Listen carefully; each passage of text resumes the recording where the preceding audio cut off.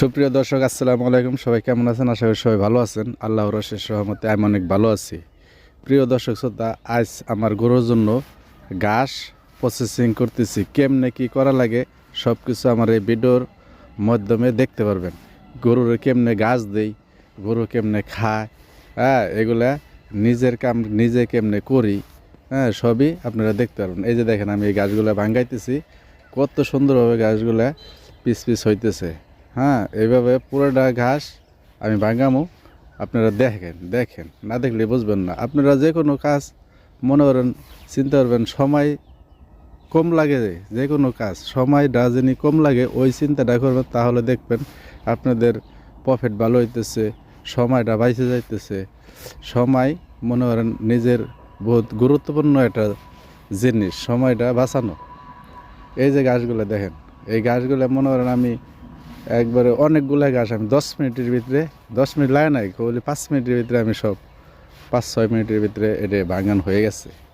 তো যাই হোক বন্ধুরা, আপনারা যারই 10টা কি তারও অধিক গরু লালন পালন করেন, আশা করি তারা একটা মেশিন কিনবেন। যারা এই গরু লালন পালন করেন, এই যে এরকম একটা মেশিন আপনারা কিনবেন।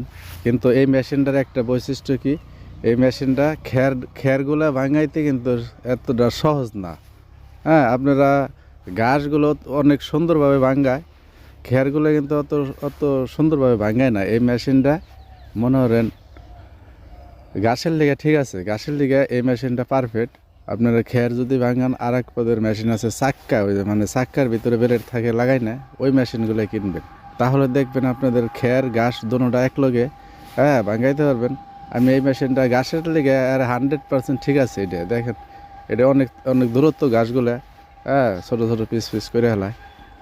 আপনারা এই মেশিনটা এই যে এই ঘাস ভাঙানোর লেগে ঠিক আছে। আর যদি খের ঘাস দুটোটাই ভাঙান, তাহলে ওই যে ওই চাক্কালা মেশিনটা সম্ভবত বেশি ভালো হইব। ওইটা আমি আশা করি আর একটা মেশিন কিনুম।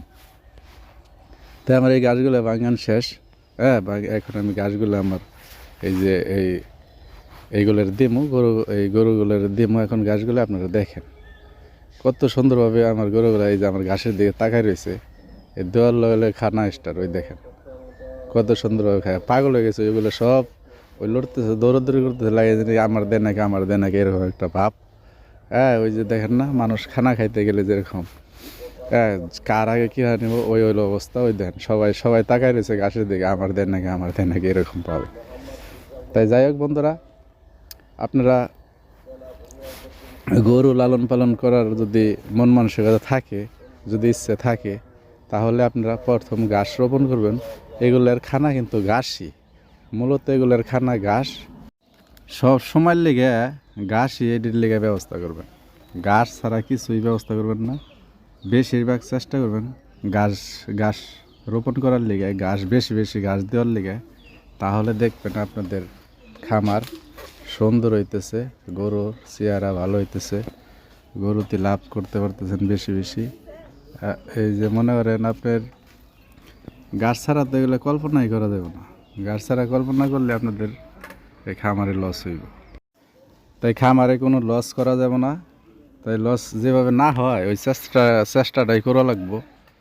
সব কিছু আগে চিন্তা ভাবনা করার পরে আপনারা খামার শুরু করবেন। তাহলে দেখবেন আপনাদের খামার আল্লাহর অশেষ রহমতে খুবই ভালো হইতেছে, খুবই।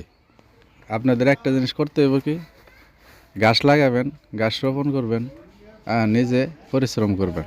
তাহলে দেখবেন খামারটা সুন্দর হইতেছে, গরুর পর্যাপ্ত পরিমাণ খানা পাইতেছে। গরু পর্যাপ্ত পরিমাণ খানা পাইলেই গরুর চেহারা অনেক ভালো হইব। তাছাড়া কিন্তু গরু পাইলে আপনি লাভবান হইতে পারবেন না। আমি বারবার বলতেছি, গরুর অতিরিক্ত খানা দিতে হবে। এই যে কাঁচা ঘাস, বেশি কাঁচা ঘাস এইটাই দিবেন।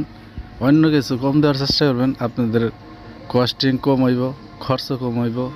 এগুলো সবসময় চিন্তা ভাবনা করে গরু লালন পালন করবেন। গরু লালন পালন করা কিন্তু বিষয় না, বিষয় হলো এটি পরিচর্যা করা।